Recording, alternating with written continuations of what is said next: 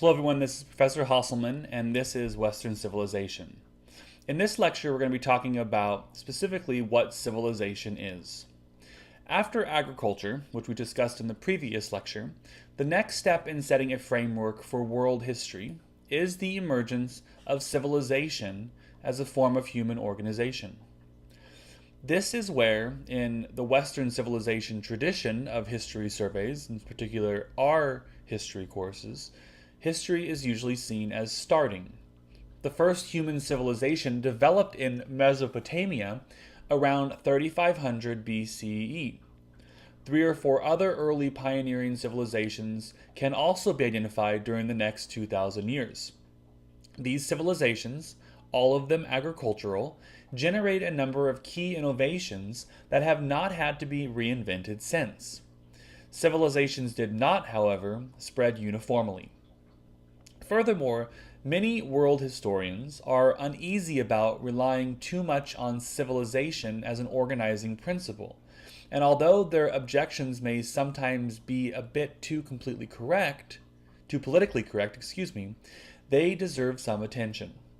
The civilization concept is useful and valid, but only if its limitations are also recognized. The early civilization period in world history runs roughly from 3500 BCE to 1000 BCE. Civilization first emerged in the Middle East about 5,000 years ago, the advent of agriculture. Before that time, agriculture had permitted the development of some isolated cities, usually with populations of about 10,000 or slightly more. Nonetheless, it's important to realize that agriculture did not quickly or inevitably lead to civilization. Some agricultural societies, for example, in West Africa, reached the modern period without forming the apparatus that we associate with civilization. The emergence of civilization in the Middle East was preceded by other technological developments in addition to the maturing of agriculture. By around 4000 BCE, people in the Tigris-Euphrates Valley, that is what we call Mesopotamia, were beginning to use bronze for weapons and tools. They also used the wheel, which had probably been brought to the region by nomads in Central Asia. The use of bronze improved military and production capacities, but it also imposed requirements for long-distance trade and travel, another feature that marks this early civilization period. The first specific civilization to emerge, again in Mesopotamia, was Sumeria. It would be allowed over the next several thousand years, or followed by a succession of states, including Babylonia, and the states of the Hittites, Assyrians, Chaldeans, and others. The attractions of civilization drew migrants and invaders to the region, particularly from Central Asia. Sumeria, the prototype of early civilization, generally offered a number of features that agricultural societies without civilization lacked. This civilization benefited from surpluses in agricultural production. In fact, some historians would define civilizations in general simply as agricultural societies that have particularly large surpluses.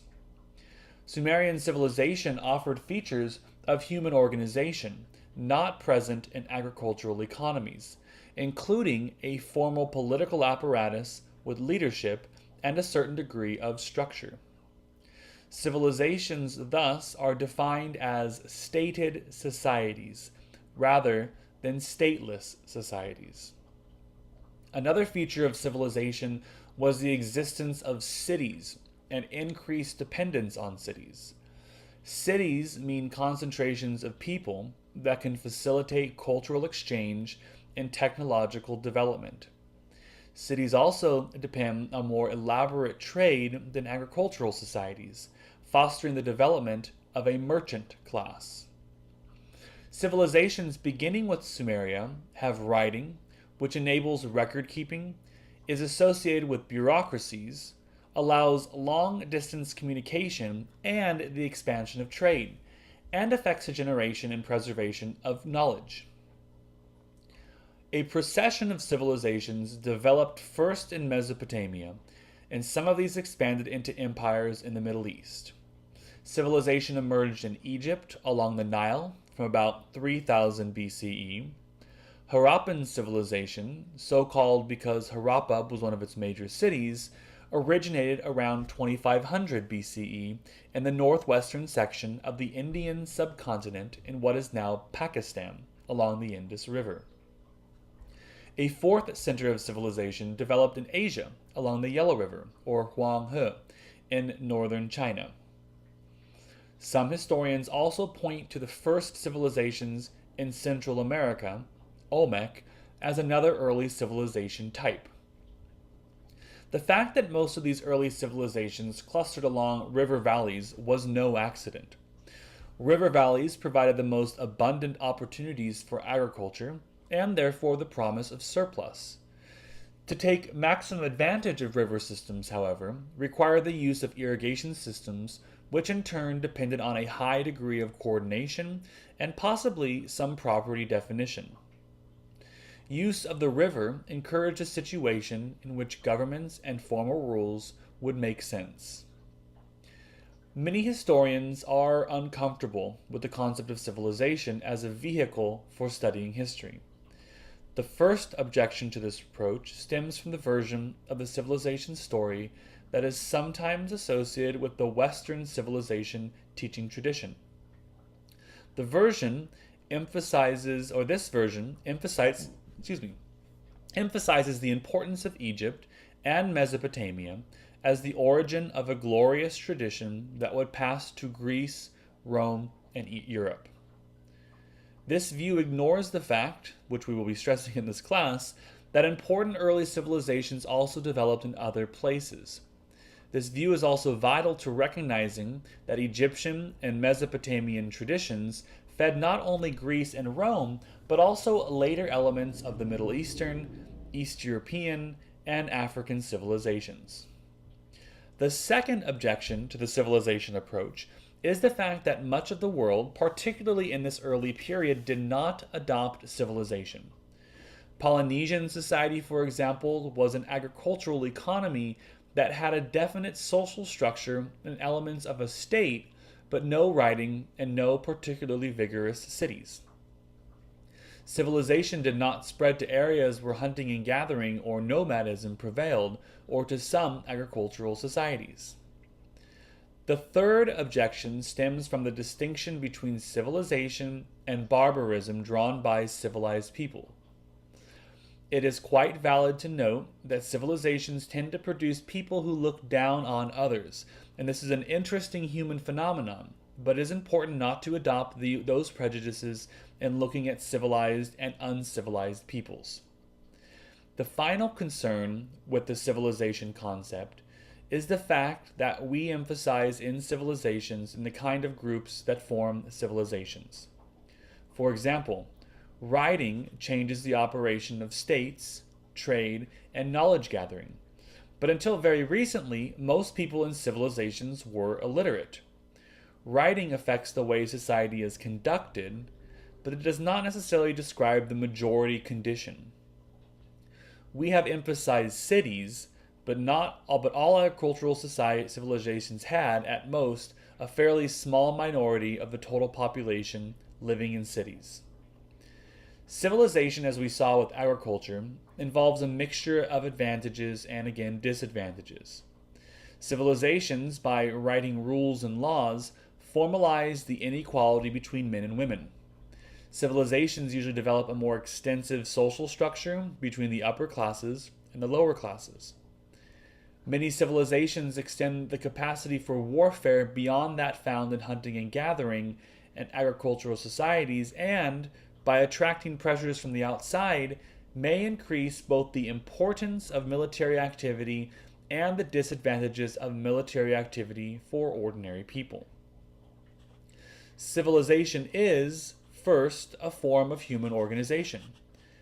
But a second definition of the term involves the emergence and identification of regional characteristics. For example, Mesopotamian and Egyptian civilizations developed close beside each other geographically, They had trade, military contact, and periods of cultural exchange, but the two societies were quite different. The Egyptian emphasis on monuments implied more labor organization and different beliefs about death and the afterlife. Artistic and literary artifacts of the Egyptian culture tend to be somewhat more optimistic than those of Mesopotamians. At least in the upper classes, Egyptian societies seem to have allowed greater leeway for women. Egyptians did not practice infanticide, as most early civilizations did, and these comparisons attest to the extent to which civilizations in this second meaning could develop separate lines of activity, cultural definitions, and political institutions. The comparative emphasis between Egypt and Mesopotamia highlights civilization as a regionally cohesive force. The same idea applies to other early river valley civilizations. The Harappan civilizations seems to have developed elaborate cities with highly advanced urban technologies. Chinese civilization may have placed significant emphasis on the importance of the ruler and the state, at least in comparison to Harappan civilization. Each of the River Valley civilizations had some distinctive features and a distinct history, but they all had essential features in common. These civilizations all had states, established cities, developed trading patterns in a merchant class, and had different kinds of writing. Now, all these early civilizations declined, but what legacies did they leave? The River Valley civilizations left societal mechanisms that would never have to be reinvented, including the concept of states, the idea of writing, and the use of money. These early civilizations left a certain geographical dispersion that would be important later on. Although they concentrated in river valleys, many of the early civilizations had wider influences. Egypt, for example, had interactions with sub-Saharan African societies along the Upper Nile that would ultimately generate their own civilizations. Egyptians and Mesopotamian civilizations spread their influence also to Greece and Crete. The third legacy is the extent to which the spirit of early civilization spread to later societies. The Chinese, in their semi-mythical histories of the Shang dynasty, implied that the Shang introduced the concept of political order that would inform Chinese culture. People have argued also that Mesopotamian ideas about the separation between humans and nature influenced later Middle Eastern and European cultures. The end of the early civilization period is marked by a hiatus around 1200 to 800 BCE. Harappan civilization, for example, simply disappeared. It was replaced by a period in which Indo-European invaders and migrants poured into India and began to mix with local populations. A new civilization phase and a partial relocation occurred as a result. Egyptian civilization, although it did not disappear, clearly began to falter somewhat around 1000 BCE. The great empires of the Middle East also went through a hiatus in which important local societies emerged, such as Venetia and Israel. The interval was amplified by a new series of invasions and migrations from Indo-Europeans in Central Asia. Chinese civilization had the least clear disruption. The Shang dynasty flows fairly smoothly into the Zhou dynasty. With the exception of China, this break in civilization history marks the gap between the first civilization period, emphasizing river valleys, and the classical civilization period that we'll define more in the next lecture.